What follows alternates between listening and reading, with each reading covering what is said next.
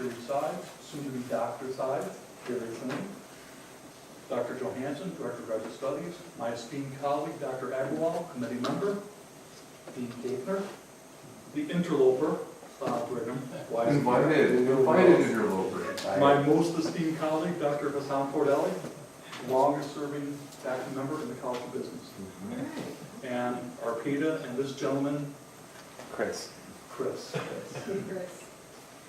Good morning, ladies and gentlemen. I'm Cheri Sides Phillips. Now I'm Cheri Phillips. I'm going to present today my research, and it's entitled Factors Affecting Economic Development. Before I get started, I want to acknowledge my family and friends who couldn't be physically here, but they are either listening to me or they are watching me on Zoom. So to all of my family, I love you, thank you all. And for my cohorts that are also viewing, thank y'all for your love and your support. So today we're going to talk about factors that affect economic development. In economics, these are exciting times.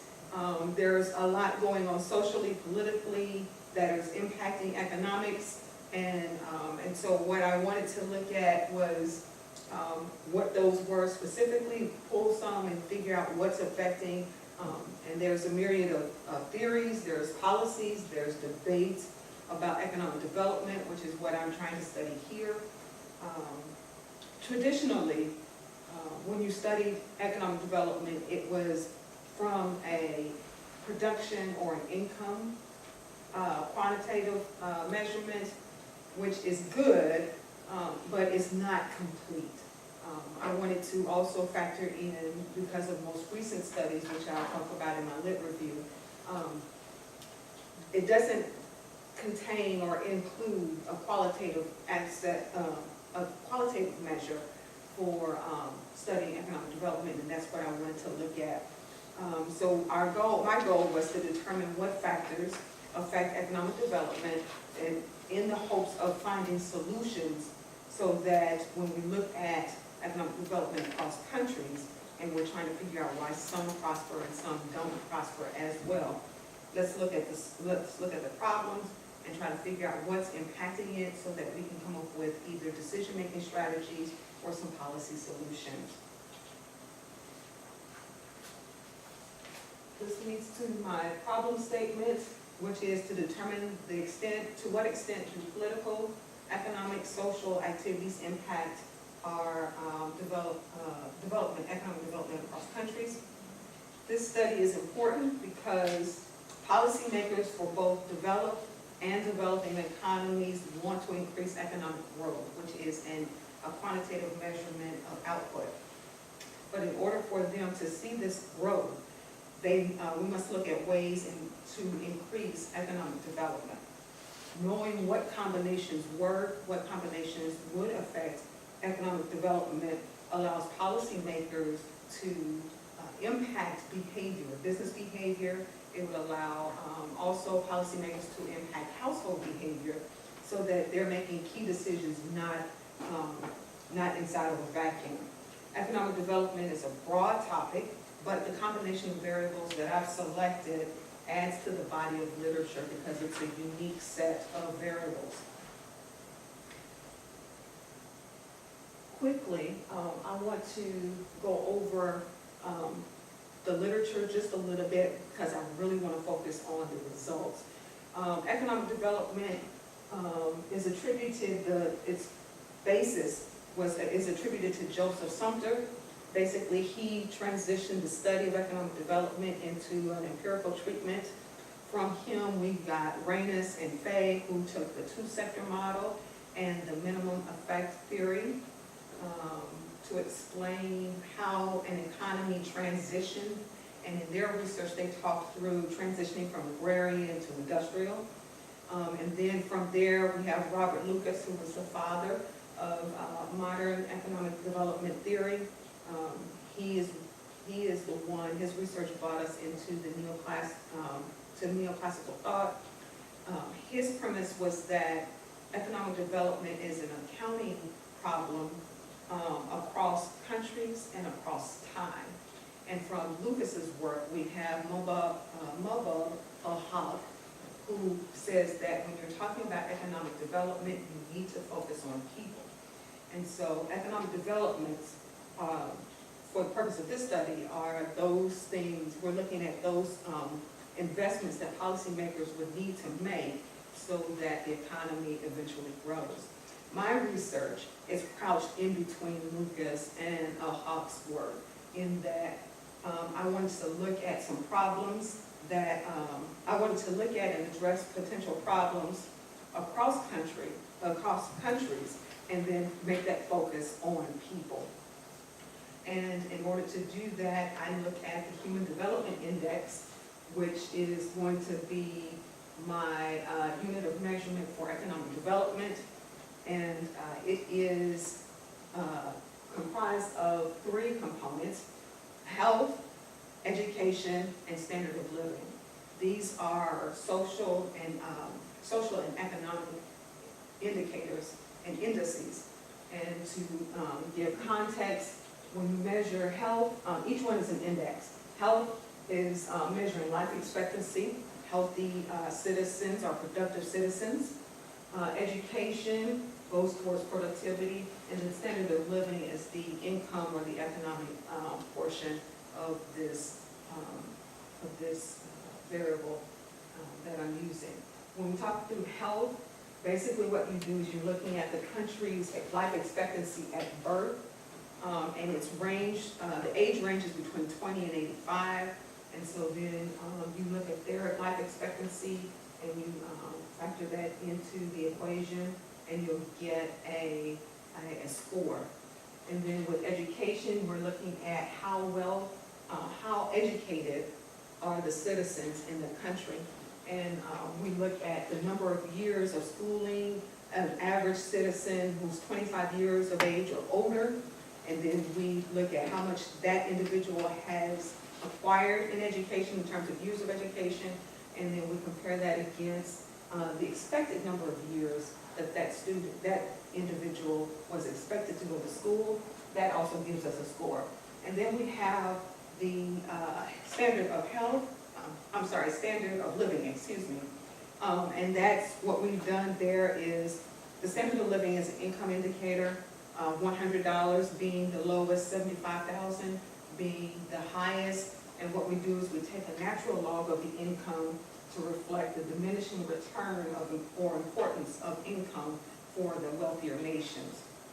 And so basically, what you do is you take each one of these scores and then you multiply them together, take the cube root, you'll get a score.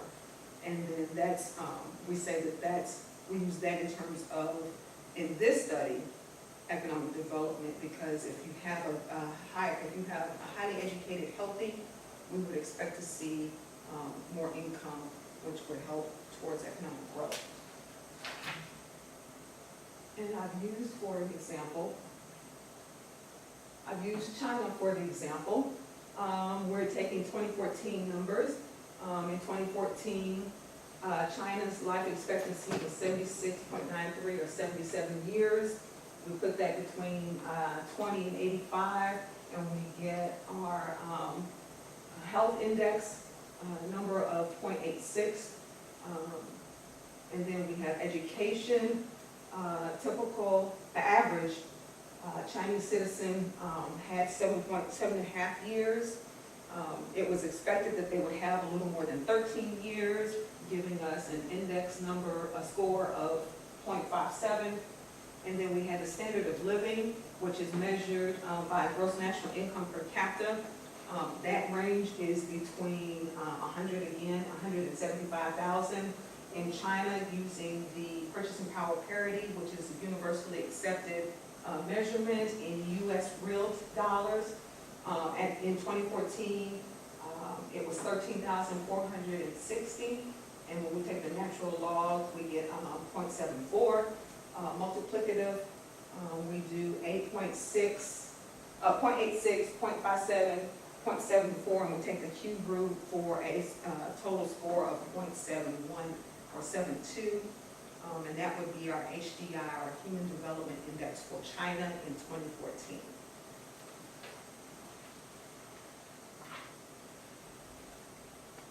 The Human Development Index is our response variable. And what I wanted to do was try to find some variables, find some things that would impact economic development. And the reason why we wanted to see what impacts economic development, because we wanted policymakers to create policies that would alter it so that they could get the desired outcome. And so the explanatory variables that I chose and select was poverty, which is represented by income inequality and measured by the Gini coefficient. I looked at economic freedom, because without economic freedom, you're doomed for poverty.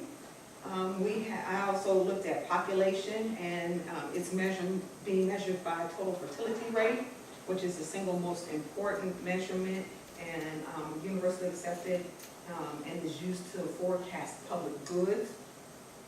Foreign direct investment, that is the investments businesses outside of the country put into the country, and that was in U.S. real dollars, measured in U.S. real dollars.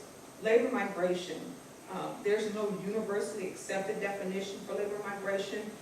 What I did in my dissertation, what you will see is that I pulled from and referred to the International Labor Organization and the UN, and basically I included labor migration because migrant workers benefit not just the host country in terms of GNP, but also the home country, their home country in terms of remittance. And then I have foreign aid, which historical literature says that it wouldn't greatly impact, but most recent literature, it's kind of gray and fuzzy. So I wanted to put that into the pot and see what would happen. And I was saying my hypothesis, which is what I'll explain later, I thought that it would significantly impact natural resource dependence. For this purpose of this study, is oil revenue, the natural resources, oil, and it is revenue in real term, U.S. real dollars. We take the U.S. dollars and then make it a percentage of GDP. And so there was also, we assumed that the oil is publicly owned, and that the higher this number is, which is a score, the higher it is, the more dependent the country is on oil as a revenue source, and which would imply its dependence and vulnerability to market shocks. And then we have globalization, which is a composite index score. Basically, globalization measures economic, social, and political domains of globalization, and we use this to forecast business cycle analysis. And then political freedoms. This is a social construct which recognizes an individual's dignity. It's a composite score index used to objectively observe relationships between the legal, the social, and economic phenomena. And then what I also wanted to do was to look at this relationship between the response and explanatory variables and give you a lens or a filter through which to help examine. There are multiple theories that we could use as our lens. In my paper, I discussed 4 classical theories and 2 contemporary theories, but of the 6, I chose institutional economic theory. One, because it's a neoclassical approach. Basically, institutions are formed to reduce transactional risk, and because national income is apportioned by transactions, I wanted to use this one as, this is another reason why I wanted to use it. Institutions are established to serve the bargaining power. And so to move away from problems that are inherent with oligarchy, I want to show that if we can expand the power base, then we should, this is another way of doing so. And so we have our response variable, HDI, for economic development. We have our non-explanatory variables, to determine the effect and the impact. We're going to look at it through the lens or the filter of institutional economic theory, which leads me to my hypotheses. And as you see, I have quite a few. I did one hypothesis for each one of the variables, and the long and short of it is that each one, my hypothesis is that each one is statistically significant. My sample, I sampled 188 countries for the calendar year 2015. I used secondary indices from the World Bank, the Organization of Economic Cooperation and Development, KOF Swiss Economic Institute, the United Nations, International Labor Organization, the Cato Institute, and then where I had values, dollar values, where it was real, the base year was 2010.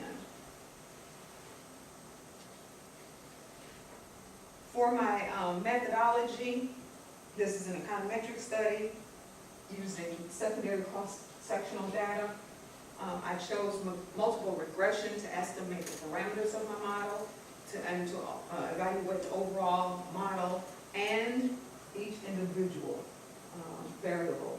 And then in addition to multiple regression, I did a regression diagnostic, specifically histogram, the probability plot, to check for normal distribution of the residuals.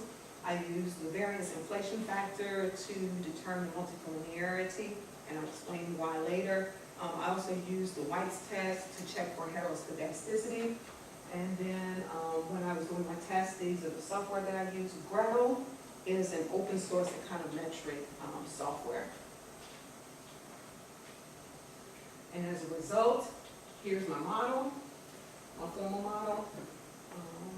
And then again, my response and my explanatory variables. And now we get to the good part. In the presentation, I don't include my descriptive summary, but in my paper I do, primarily because I really want to focus on what I learned as a result of this test. Here is my full model, the regression equation. And just at a cursory glance, I did not get the results I thought I was going to get. I thought everything would be significant, and if you look, you can tell that it's not, and I'll explain that in a few minutes. First, to explain why the Human Development Index varies across country, we have to look at our analysis of variance and our model summary. I want you to pay particular attention to my F value and my P value. I feel fairly confident that the probability of my model, whether or not my model is good, as you can see from the analysis of variance, you can tell from the F value and the P value that it's a good model. And then when you look at the model summary and you look at the adjusted R squared, 84.46, approximately 85% of the fluctuation in HDI can be explained by my model. I have a good model.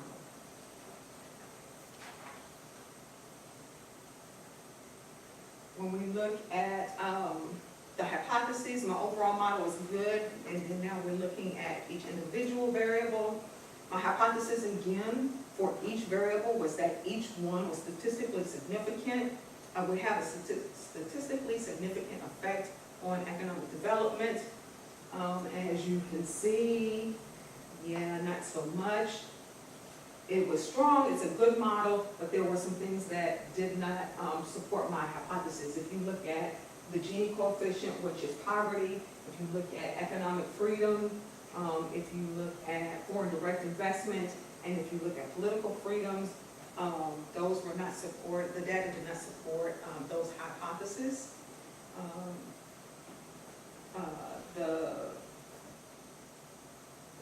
And we base this on the p-value of less than 5, at less than 5. If we look at the estimated coefficients, if we look at our estimated coefficients, and we look at each individual one, I'm going to pull out for example, total fertility rate, which was population.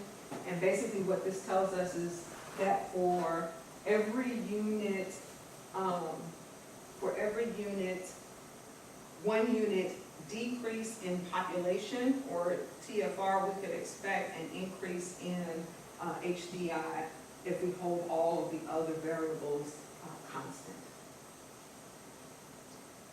And as you can see, that that population of the total fertility rate was a significant driver in this model.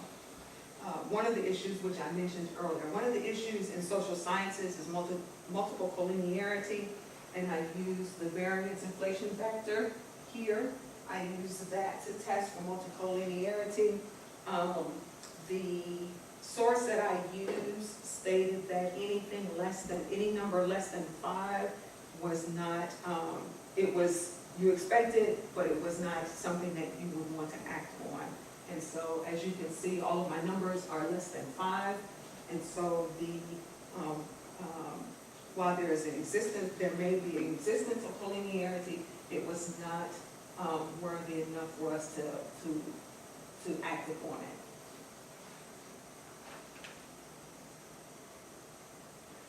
Here is we're checking for normal distribution of our residuals. Here, as we can see here, the reason why we did this was to check to see if the regression was the correct tool to use. And as you can see from our residuals, basically the hypothesis is that that the residuals are normally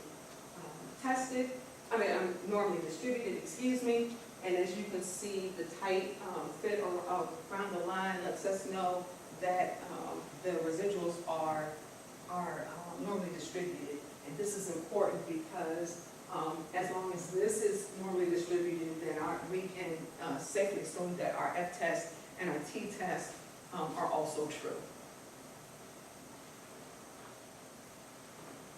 I also tested for heteroscedasticity. I used the White's test to do so.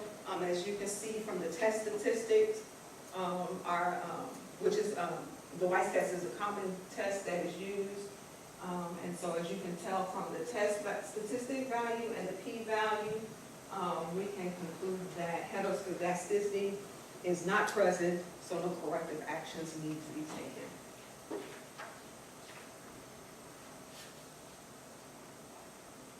So we have a solid model with 9 variables.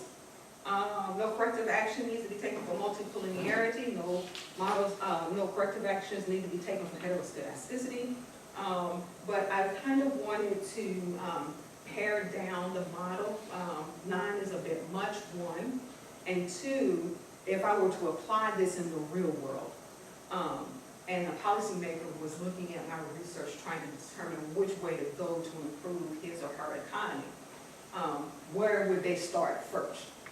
And so when we look at where to start first, I chose the parsimonious model to drill down what were the most important variables in the equation. And so when I looked at from the previous slides, when we saw what was significant and what wasn't, basically what I did was I started one by one taking out the insignificant variables, and I narrowed it down to 3. Economic freedom, poverty, and foreign direct investment. And basically what you will see is when I took out, for instance, when I took out economic freedom, the new R-squared went to 84.66. As you can tell from the original full model, that's not much of a change. The new F value went up a little bit, the P value stayed about the same. So then I went through and I took the Gini coefficient out, or poverty, and as you can see, there's really not much difference. And then I took out foreign direct investment, and again, not much difference. When I went to the 4th one, then I started to see that there may be a little bit, so we just left that at 3.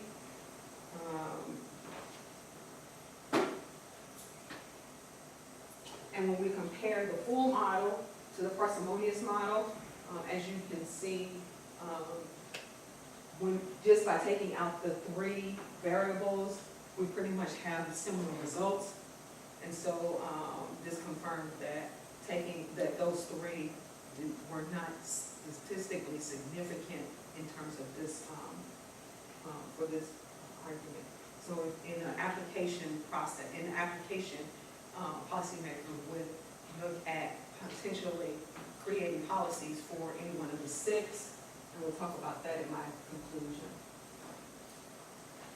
When we, again, with the parsimonious model, I did the exact same thing with the residuals. As you can see that they are normally distributed. The parsimonious model, the residuals are normally distributed, and again, we have a solid model. The White's test was, I used the White's test again on the parsimonious model to check for heteroscedasticity. And as you can see, the test statistic and the p-value lets us know that heteroscedasticity was not present, so no further corrective actions were needed at this time. This leads me to my conclusions.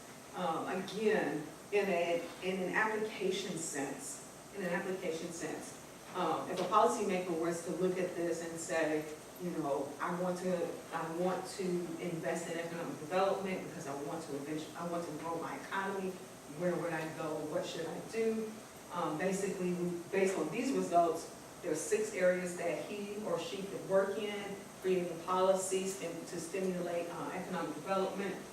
First, we would look at population, because again, that was the driver in this particular model.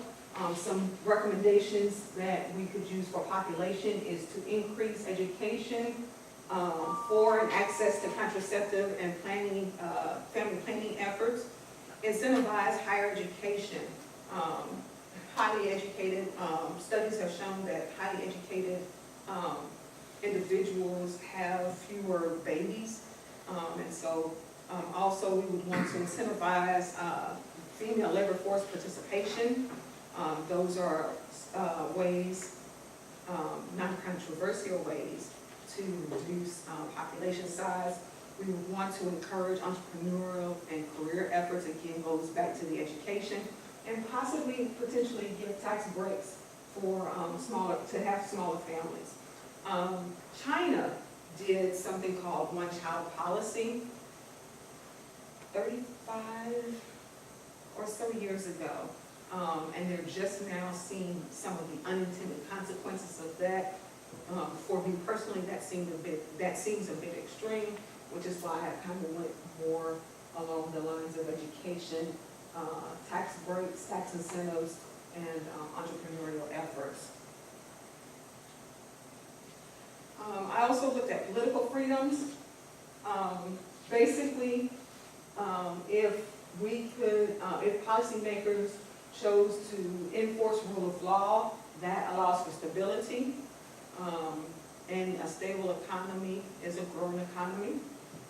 Reduce homicides and genocides, encourage freedom of movement, especially for women outside of homes, encourage expression of religious freedoms, enforce women's parental rights in those countries where that might not exist, establish and support transparency of government enterprise, in essence, disincentivize corruption of political figures, also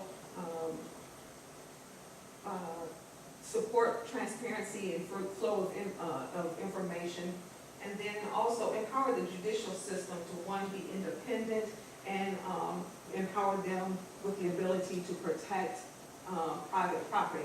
And that also includes intellectual property as well as women and physical property. For those countries that are dependent upon oil as a source of revenue, again, going back to education, if you educate your citizens, take some of the resources, the revenue from the oil, invested in education, in schools, in programs, encourage innovation,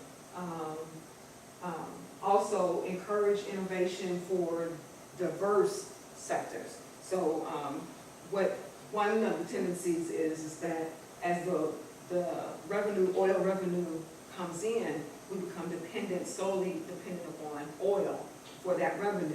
But if you take some of those revenues and invest it in other sectors, then you've got, if something happens with oil, especially with markets, prices being the way that they are, then you have other sectors so that you kind of distribute and not have all of your eggs in one basket. And then we also want to invest in new capital, both for the oil sector and for other sectors as well. And then when we talk through globalization, this goes back to the political freedoms. We need to increase the flow of information from government to citizens, especially when you have multi-ethnicities, and especially when the multiple ethnicities have language barriers. And then we want to improve cultural proximity.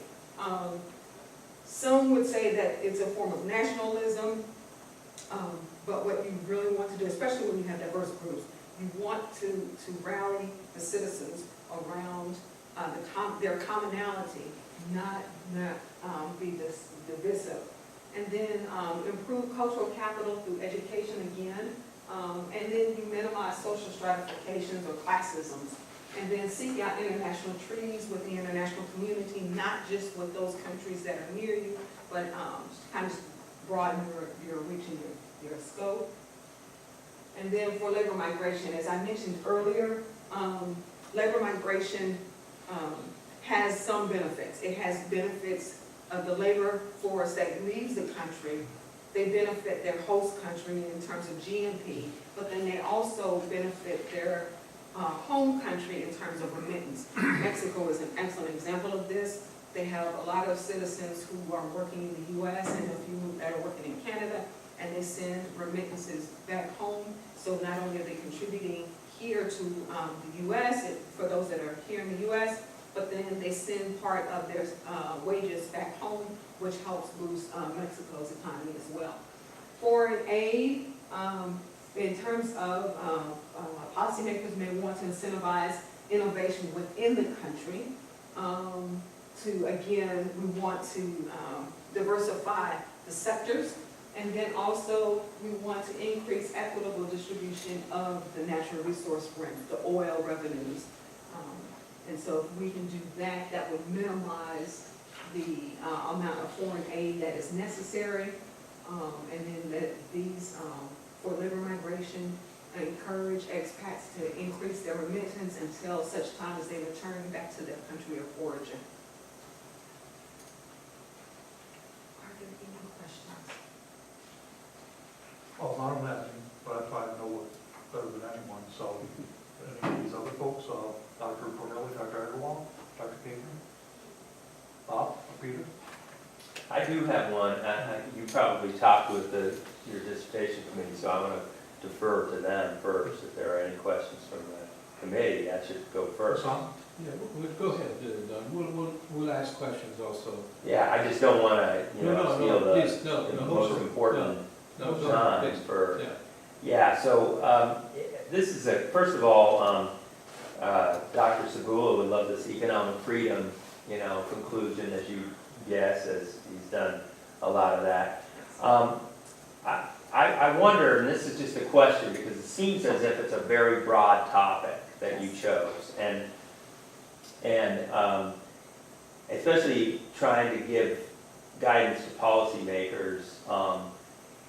I would think that it's better to be as specific as you possibly can. But what I guess found is that by looking at all these different variables, you were able to kind of cull things down, right? Is that, exactly. Did I understand that? I'm not the economist in the room, Yes. so I wanted to understand that. And then my question is this, I guess, is it a good model because you included so many contributing variables, or it is a good model when you can figure out how to isolate significant or important variables? I guess that's the question, because you could talk statistics, and I'm sure it's a good model because it's statistically a good model, but is it a good model when it can It's good. isolate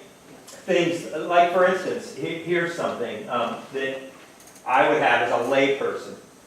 Total fertility rate, you use this and talk about it, being low as a positive because of the fact that, you know, those countries have high GDP per capita, all those kinds of things. And so I intuitively know that, but now, as you pointed out, actually, China's kind of on the negative end of having, you know, 70 million less women than men, which is a social issue, okay? And we can debate how big of a problem that is, so that put that aside. But countries actually like Japan, which I know very, very well, are in a very bad situation because they were so prosperous in the 70s and 80s, vis-a-vis the rest of Asia. Don't think of the US, but vis-a-vis the rest of Asia, that their fertility rate went so low that now they can't fund their version of Social Security, I'll call it. Okay, and they have a very high debt to, national debt to I'll call it GDP, even though they're a prosperous country. It actually was fueled all this positive that you talked about, but now they're in a situation where the next 20 years may actually come back to bite them. Again, I'm not an economist, I'm talking, I think that's very insightful, actually. but it's, Especially like with Japan, because we always think, I'm not trying to steal your thunder, that, well, you know, one of the biggest problems like sub-Saharan Africa, that this huge total fertility rate. yeah, And so, but then you get to a point where it's possible for, like in Japan, to have such small population growth, or even negative population growth, right, that it ends up hurting it. right, there aren't as many, I just put in my thing that It's very insightful. the expected number of work hours will be so much lower just because there's so much fewer people, which will impact output eventually. And with their immigration policies and other things being so restrictive, you add that together and mix it all up, and maybe it's future study for you in comparison to, because you're interested in this topic. I am. And it's you know, just, so can you comment a little bit on, you kept saying, and I agree, that you had a good model and you have the strong statistical evidence for that, but isn't it true that some of these variables, you could kind of play both sides? Yes. Now, let me go back to, because I want to try to make sure I answer each one of your questions. In terms of broadness, Yeah. traditionally speaking, in economics, we narrow in and we focus in on one item. We have a problem, let's focus in on that problem, we solve it. And then when we solve it as a policymaker or as an economist, we don't necessarily think through the unintended consequences. And so the purpose of my study was to say, let's start here and try to imagine what all the unintended consequences may be as we study this topic, and then narrow it down. Okay? And so if we have it out here and we narrow it down, then we can say in this country, because one size does not fit all. And so we can say, for this country, when we narrow it down, for this country, this is applicable. But it's not in this country, this might be applicable. In terms of my model, is it a good model statistically versus is it a good model because I had so many things in the pot? Again, going back to taking a macro approach, it was a good model, yes, because I had 9 variables. But as the parsimonious model equation showed you, it's still a good even when we whittle it down. And it's not necessarily because there were 9 variables, it was which 9 variables did I choose? Because I could have chosen any combination. And when I first started this process, I had some variables in when I first proposed this to my committee and to those of you who were present at my proposal, I had some variables that were in that after I went through and ran the test, I realized that might not be a good fit. So 9 variables, yes, is broad and is extensive, but it is not so much about the quantity, but the quality. And so I chose variables that I knew policymakers, if I said total fertility rate, policymakers know total fertility rate because they use that to forecast public services, public services that they're going to use. So it was knowing the right variables, and that's what made this a good model. In terms of your, when you talked through about using total fertility rate with China and Dr. Thornton mentioned sub-Saharan Africa versus Japan. Japan, when you look at what Japan has done and from the 80s here, this would be a good example. So if they, when they did like my recommendations for population, if they had done that and then years later they get to this point, then for them, they would look and say, okay, we got to this point, so maybe if I go back, use this model, go back and maybe alter those recommendations. So instead of incentivizing, not just incentivizing education, but incentivizing small families, maybe we could create some policies that would encourage families to grow a little bit. Okay, and so whereas the recommendations were there, and I used those recommendations for some countries that were like sub-Saharan Africa, Japan can still use the same model, could use the same results and say, how can I apply it to my situation? Which goes back to the economic development being a broad topic, yes, but when we pare it down, I can now take I can take what I need, kind of like a la carte. I can take what I need, apply it to my situation. And because it's broad, because I'm looking at the big picture, then I can anticipate unintended consequences. So I know that if I, in sub-Saharan African nations, if I follow these recommendations, I can reasonably expect that at some point in time, I might end up, if all things equal, I could expect that sometime maybe I might end up in like Japan. Well, how can I, as I plan, how can I alter and affect population, but not to the extreme of Japan? And so it leaves that open for discussion.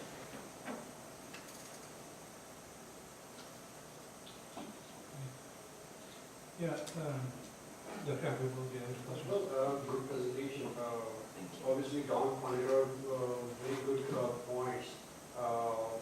So generalizability is going to be an issue. Definitely when you try to publish this paper, I'm thinking from publication point of view. Have you thought of including any control variables that would have addressed these kind of issues? While I was working on this, I did not, but that could be something that I would consider as I move forward. Yes. Yes. Yeah, I have maybe just one couple of questions, if nobody else has any questions. Oh, please, my friend. Yeah, first of all, good job, Cheri. I had a chance this Sunday to go through your report.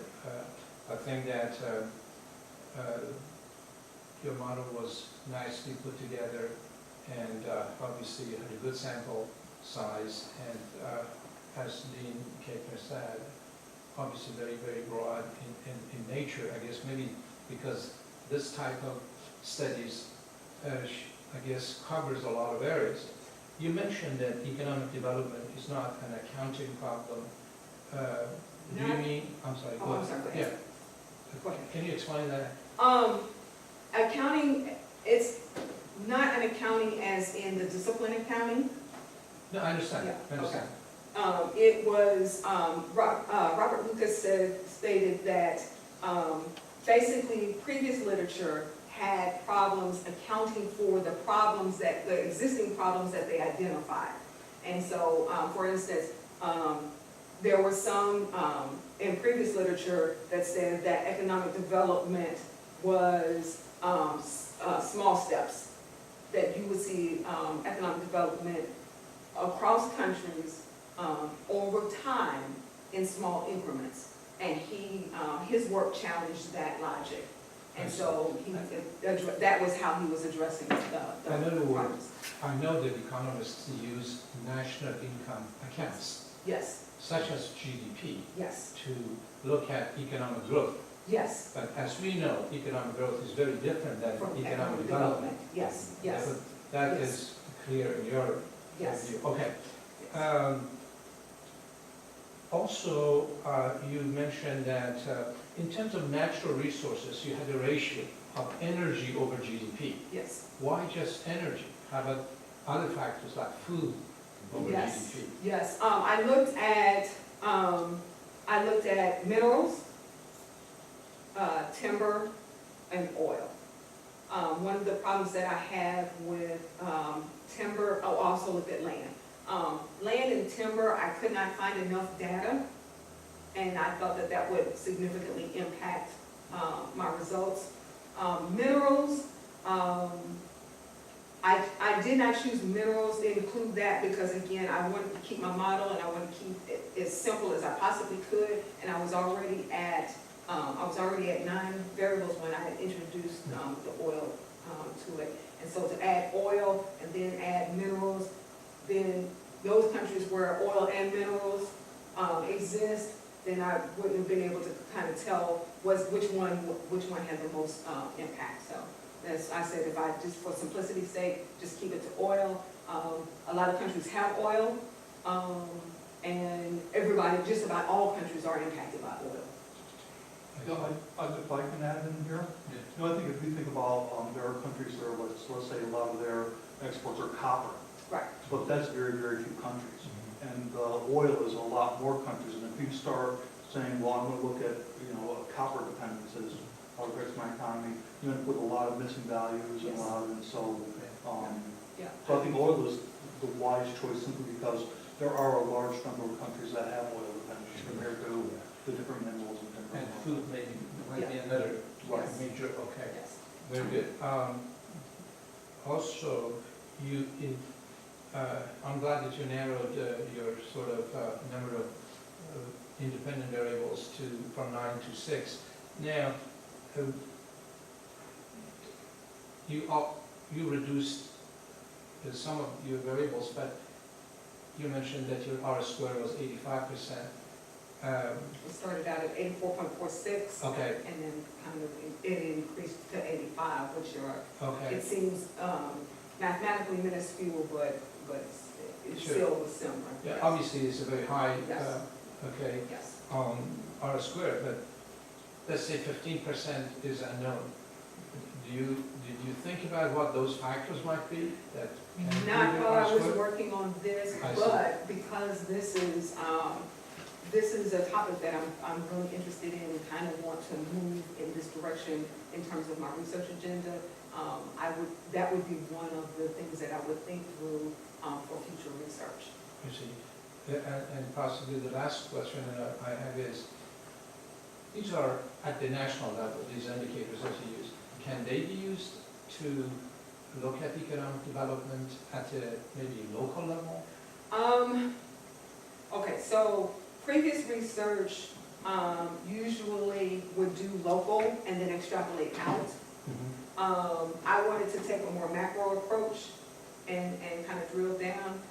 In this instance, some of the variables that I use wouldn't be able to be used at the local level because there's no data at the local level. And so it would be a matter of finding consistent data that could be used.